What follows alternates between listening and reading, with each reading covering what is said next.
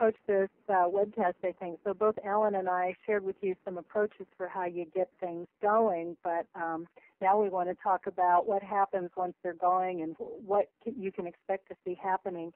Our experience says that basically our clients and the organizations we work with seem to fall into one of three phases in their implementation.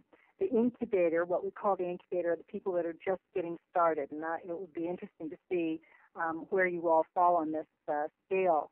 In the beginning, sometimes there's little management support. It might be just you or a couple of people who have a great idea. You're doing small projects.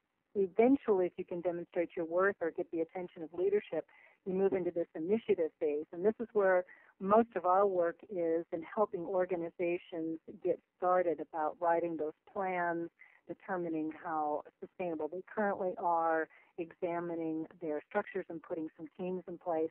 And eventually, we would love to see every organization get into that integrated phase where sustainability just becomes part of the DNA of the organization. It's just the way that things get done. And what we're discovering, this is not a comprehensive list by any means, but there are tasks that vary depending on what stage you're in. So in the beginning, it's all about, figuring out your definition for sustainability, choosing your framework that speaks sustainability for you, developing that business case. And then in the initiative phase, it's about determining the point of entry, and by that we mean where is it best to sneak or to pull sustainability into the organization. Sometimes we've seen clients bring it in through an existing initiative, like a lean manufacturing initiative or a health and safety initiative, because there's some real compatibilities there. Sometimes they do it as part of a reorganization, or they see an opportunity when they're building a new building to bring sustainability in. This initiative stage is also about growing support, developing your metrics, basically going through the steps of the planning process that I listed before. And then finally, in the integration stage, what's involved is embedding sustainability into your formal business systems, like your performance management system and your purchasing systems and things like that. It also is where we see clients starting to really do the hard work of rethinking their core businesses. Am I in the right business? Is my business sustainable? Can I be around in another 20 years? One of our clients, for example, is the local natural gas utility, who had the courage to admit out loud that they sell greenhouse gas for a living, and they questioned whether that was a business model that had much of a future. So to their credit, they're sort of thinking ahead to things like that. The other thing that we know about sustainability, and this comes from a perspective of my background, which is in organizational development and helping organizations achieve change through other initiatives, that talking about sustainability is a lot like many of the other initiatives that we've worked with around total quality management or reengineering.